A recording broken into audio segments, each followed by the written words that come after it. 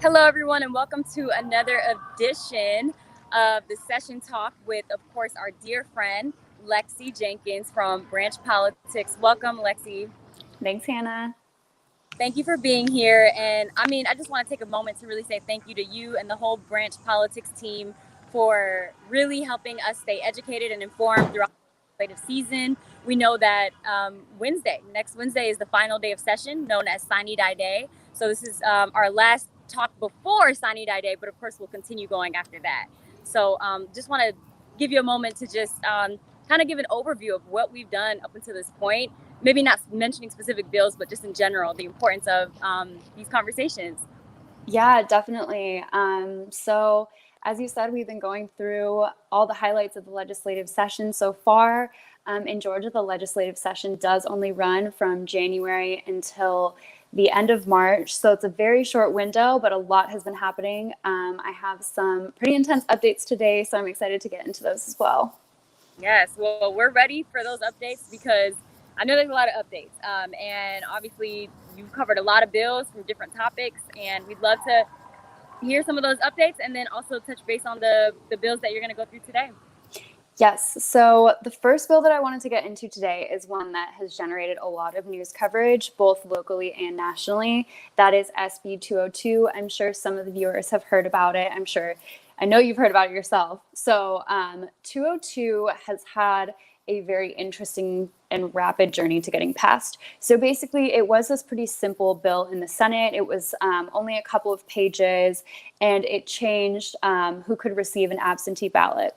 So that was passed by the Senate. Then the bill went to the House of Representatives, where it was completely changed. So it was changed to be over 95 pages in length, and they didn't release the full text of the bill until Wednesday. And then they passed the whole thing in the House and the Senate on Tuesday night, and it was signed into law.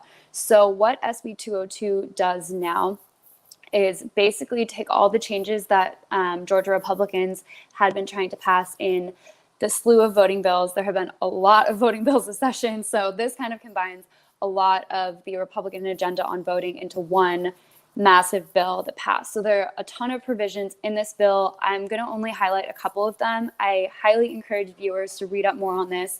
Like I said, there is a lot of news coverage, and there are a lot of different provisions of this bill.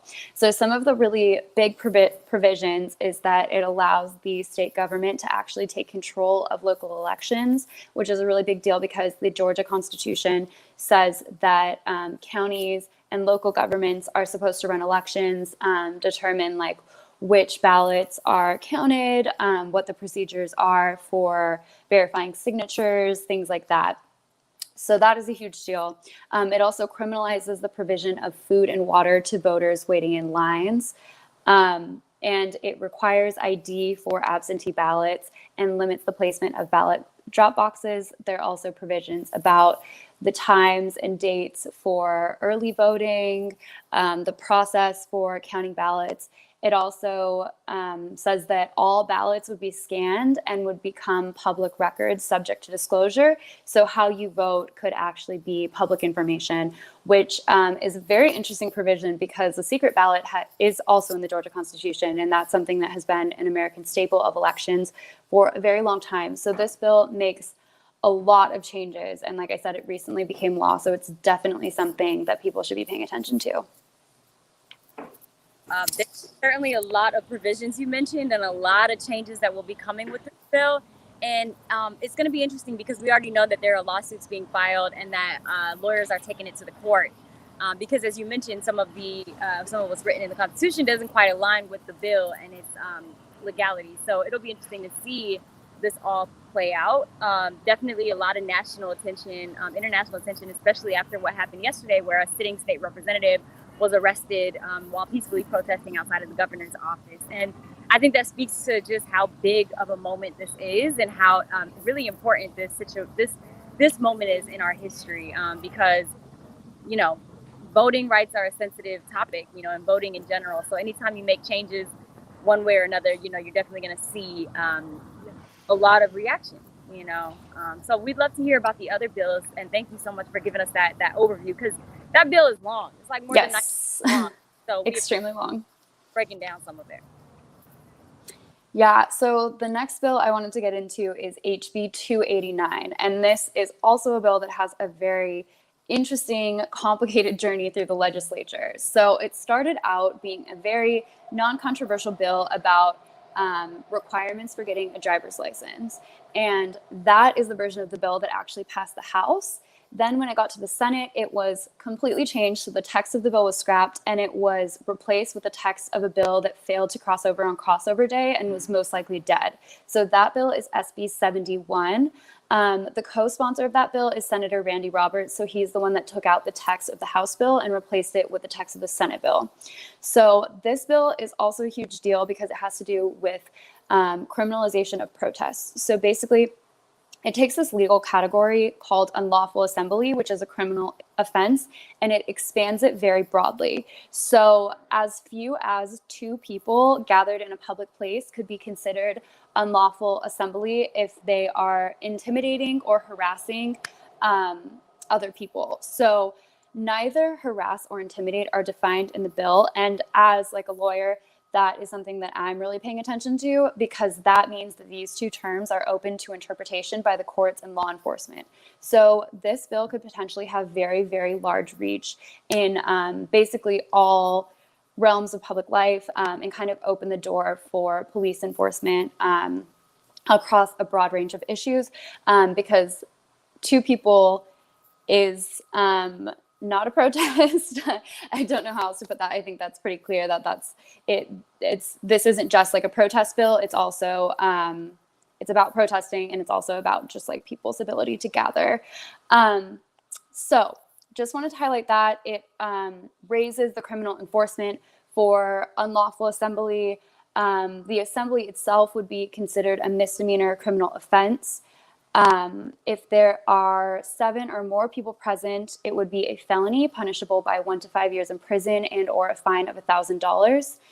If someone defaces a monument, cemetery, or structure while in a group of two or more, it would be a felony published by 1 to 15 years in prison and a fine of $1,000 to $10,000 or both.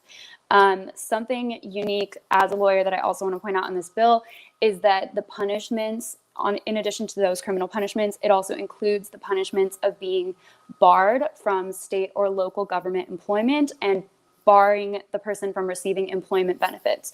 So from a criminal law perspective, these are not punishments that you typically see in criminal statutes. These are very, very unique to these bills and pretty intense punishments if this bill is passed. So it also, something really noteworthy, I know I'm kind of going along with this bill, but there's a lot to point out. I think this is definitely one to pay attention to. It also provides a legal defense for people who kill or injure protesters if they are trying to leave the scene of a protest and they believe that they personally or even their property is in danger.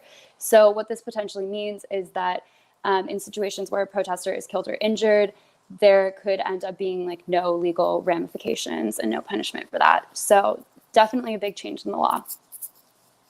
And I know that groups like the ACLU and other protesters and civil rights activists have come out against these types of bills. Can you talk about what the opponents and proponents are sharing?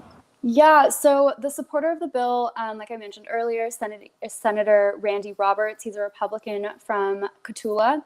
He said the bill was inspired by the Black Lives Matter protests in Atlanta last year and the attack on the U.S. Capitol on January 6th. He says that the bill only addresses illegal conduct under unlawful assemblies. He said, I cannot point that out enough that we're discussing only unlawful assemblies. We are in no way trying to limit or prevent any group from having a peaceful assembly or peaceful protest.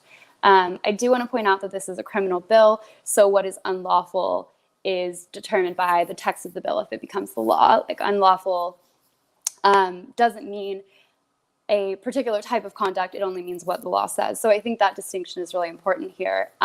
Opponents, including Chris Bruce, who's a lobbyist for the ACLU of Georgia, said the bill makes a mockery of the First Amendment. And he said, what makes House Bill 289 even more concerning is the fact that we know from history that the people who will suffer the most if this legislation were to become law are people of color, as they are most often the targets of drastic law enforcement responses.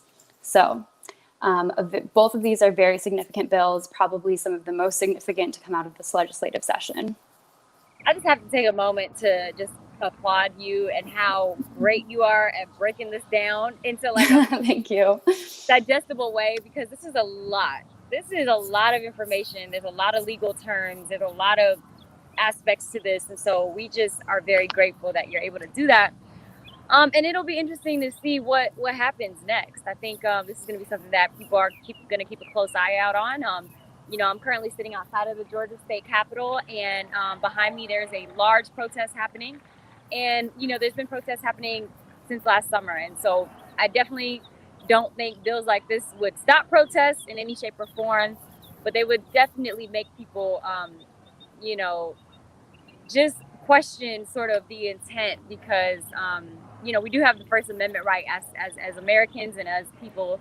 And it's important that lawmakers protect that First Amendment as it's written in the Constitution. So, yeah, looking forward to seeing what happens next. So what about that last bill today? So the last bill is a little shift in tone. So it is SB 90, and it was passed in the Senate, and now it has been introduced and is being considered in the House. So this bill would create the Georgia Commission on African American History and Culture. Its mission would be to preserve and promote Georgia's African American history, and specifically, it would cultivate exhibitions about African American history and culture, authenticate and provide insight about that history in Georgia, and discover and catalog artifacts and integrate it into the overall message from the government about Georgia's culture and life to create social change. So federally, we have a similar commission, and some other states have commissions like these, including other states in the South, like both the Carolinas, and Washington, D.C. has one as well. Yeah, that definitely just a wide range today that you. Mm-hmm. But I think it is important to note that everything is really connected when you think about it. How society and history and our communities operate. Different topics, but all still related in some shape or form, for sure. Absolutely, absolutely. Well, Lexi, today is the final talk before Sine Die Day. I know we're going to have plenty more conversations after Sine Die Day, important legislation and things. But any final words today, just before Sine Die Day, things for people to look out for, and of course, how people can stay connected? Yeah, I think with the two bills we talked about in the beginning of this talk specifically, I know for a fact that there is court cases challenging SB 202. So that's definitely something to watch out on, because those are some pretty big changes to our system of elections. If HB 287 passes, I expect that will also be challenged in court, especially given the fact that the ACLU of Georgia has already commented on it. They would probably be the ones suing. So don't expect either of those to go away. There will definitely be news about that. And I know that we will have a lot of updates as the session closes out, because this has definitely been a controversial session, and I don't particularly expect that controversy to end with only 1 week to go. So make sure to subscribe to the session. We're going to do a lot of coverage, just letting you guys know how things played out, what bills end up passing, what bills end up failing, and what you really need to be paying attention for as the session closes. So y'all heard that. Make sure to subscribe to that daily newsletter. You can find that at branch.vote. Again, we're just very thankful to have you all as part of our community. These conversations are going to continue. There's a lot more stuff we need to work through. And let's not forget about special sessions that are coming up at some point this year when the census data gets released. So there's going to be a lot in store. So we'll definitely continue this, and I look forward to picking up next Friday where we left off. Lexi, thank you so much for everything, and for your flexibility as well. We know the timing, everybody. Thank y'all so much for that as well. So we appreciate y'all. We'll see y'all next Friday. And until then, stay safe, and everyone stay informed, and make sure to subscribe to the newsletter. Goodbye, everybody. Bye, everyone.